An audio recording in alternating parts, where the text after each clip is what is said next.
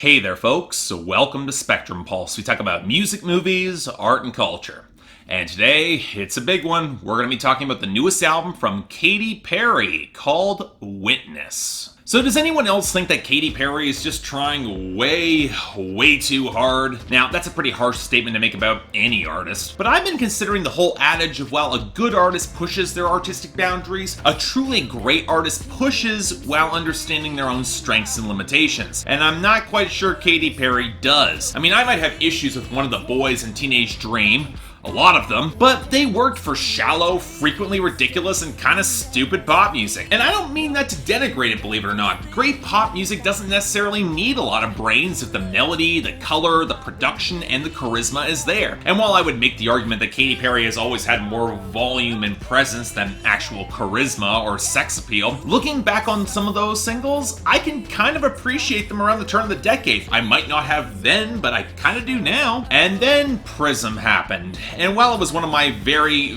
early reviews back in 2013, I mostly stand by it. Katy Perry was trying to split the difference between tasteless sex appeal that forced way too many double entendres that did not work, and heartfelt power ballads where she just did not have the presence or intensity to compensate for some weak writing. And when she split the difference, the most we got were mid-80s inspired synth-pop groups that, frankly, Tegan and Sarah had already done better earlier in that year. What was disheartening about the whole affair is that Katy Perry was so very plainly trying. There was a lot of effort on display, especially in her delivery, and to see her repeatedly stumble again and again, especially in the writing, that was tough to hear. So after taking some time to collect herself, take a little time off, tour with Casey Musgraves to refine some of her writing chops, and, of course, connect with Hillary Clinton's political campaign to attempt to add some weight to some increasingly hollow anthems, we've got a new album from Katy Perry. And I'll be blunt, I did not expect this to be good. Changing to the Rhythm has only felt more myopic and self-serving with every listen. I like it less and less. Swish Swish has nowhere close to the impact that it thinks it has. And Bon Appetit, that was staggeringly misconceived in every way possible. And look, Katy Perry is a singles artist, so this is what she's leading off with. I was genuinely worried that this could kind of suck. So does it? Well, you know, there's a certain ironic tragedy to Witness, something that I'd be inclined to mock or feel anger towards if it didn't just make me feel so profoundly sad. Because I remember when Katy Perry said that Prism was some of the darkest material that she's ever recorded, and yet at that album, it would not hold a candle to Witness in its dour, almost anti-pop tones and atmosphere. It's about the furthest thing from the pop that made her famous and from which her collaborators showed some uncanny talent. To Katy Perry, this is a more mature, more experimental, more truthful album. The album to break her out of a pop framework that she's been trying to buck against for the past 5 years. And again, it's clear that she is trying so damn hard. And yet, any sympathy I might have for that, I gotta be honest as a critic, because Witness by Katy Perry, it's easily her worst album to date. An overlong slog that's got no clear comprehension of its strengths or its weaknesses. A record that's aiming for deeper drama and intensity to the point of slagging off the colorful pop that she made in the past, unable to realize that despite her dismissal of it, that's probably going to be remembered for those songs in the end. It's going to be those which will be her hits,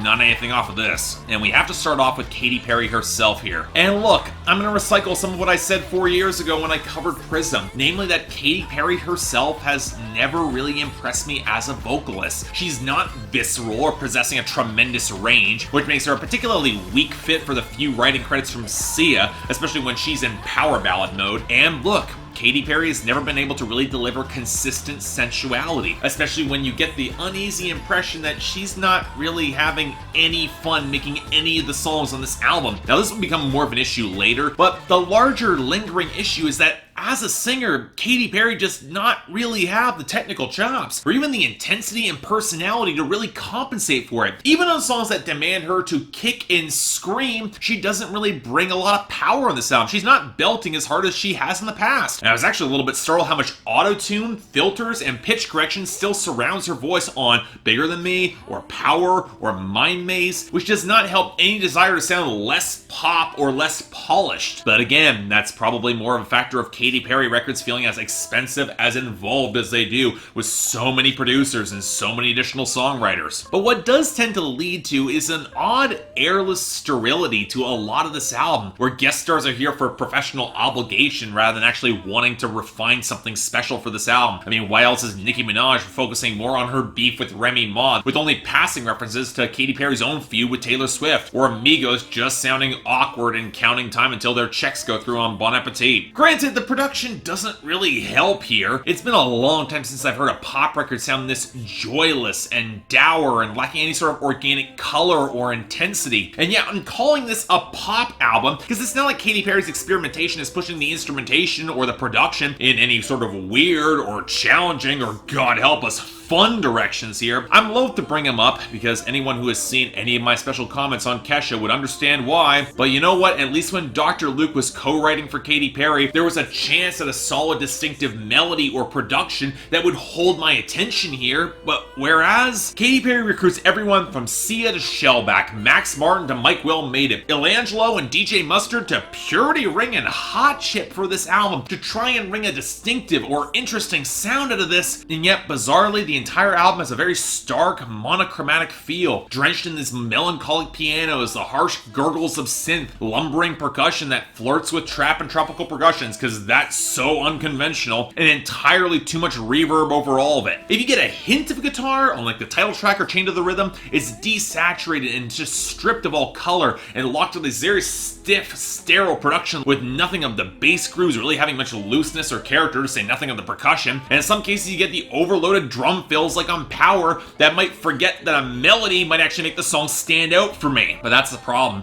Unless you have a song that's anchored more in a piano like Pendulum or Miss You More that really sound like slow Jess Glynn rejects, in both cases with more growling synth, in the latter case of the gospel swell that felt way too polished and doesn't really fit behind Katy Perry, these songs, they just start running together really fast. They're hard to tell apart from each other, and they're really not that interesting. And that goes regardless if Katy Perry's trying to be introspective or woke in the clumsiest ways possible here. So yeah, let's talk about the lyrics. And look, I was trying to give Katy Perry some vestige of credit that she was going to write songs with maturity or weight. It's been a long time since Prism, and if her instrumentation was going to be this dour, surely that she'd be tackling some subjects with real severity, right? Well, yeah. Doesn't happen. Not only does the record feel the furthest thing from specific or direct about the issues that she might care about or want to talk about, somehow the songs still manage to swivel around to focus inward and reveal how myopia and how much she's just out of her depth here. Because it's not like the shallowness in a lot of her writing has gone away. Hey Hey Hey, the most obvious example, which takes the flimsiest feminist archetype and just drives it into the ground for that sort of anthem. And not only is it completely unconvincing because of her desaturated delivery, it ignores how embracing and accepting vulnerability is actually okay in modern feminism. Or take Bigger Than Me, where she's adamant that she needs to break out of established patterns and try new things. And yet not only does this new Katy have some of the most interchangeable and colorless production to date, as I've said, she never really delivers any sort of revolutionary fire on this song. It just feels so stiff and formulaic and cliched. Or take Mind Maze, where she's trying to make comment on that reinvention she's going through as she gets boxed in by sound and moves on when she wants to try something new. Where on the bridge he asks if she's a car on fire. Now that's a metaphor, folks. And what's frustrating is that in the writing, I'm not really hearing the reinvention. We get the overwritten or just plain embarrassing sex songs like Bon Appetit or Roulette, which she literally describes her love as the bullet, and given the song's connotations means that you're shooting yourself in the head with your own love, because that makes sense. And Tsunami is only slightly better, and that's more because the overloaded water metaphors just stop just short of being that hysterical, and the songs are just really kind of tepid. Then we get the relationship songs, where, you know what, to her credit, Katy Perry does seem to have taken some steps towards maturity on the lingering emotions of Miss You More, where she realizes she misses this guy more than she ever loved him. Or Into Me You See, which is focused on letting people in, more intimacy in her life. And if you say it fast enough, it sounds like intimacy, which probably reminds me a lot more of If You CK Me by Britney Spears than it probably should. But even then, I'm not sure it excuses the title track that places her prospect as a witness to her struggles, not as an equal, or the dreary non-breakup of Deja Vu that seems at least partially resolved on Power, or Save As Draft, where the entire song is on the precipice of going back to somebody only to save that text as a draft, so you can eventually go back and repeat the whole damn cycle of insecurity all over again. Nothing changes. But again, I'm not hearing anything where the descriptions and writing are all that stellar or poetic or interesting, which makes Chained to the Rhythm all the more grating with every single listen. I've really cooled on that song, trying to burn a legacy that not only holds across a considerable chunk of this album in the writing and formula, but reflects an awareness that might have only existed for Katy Perry, or a lack of awareness. The pop star whose net worth is $280 million, she's kind of insulated regardless, and even if she is, I don't think that her audience was expecting her to make grand social commentary, because she's not good at it. Oh, look.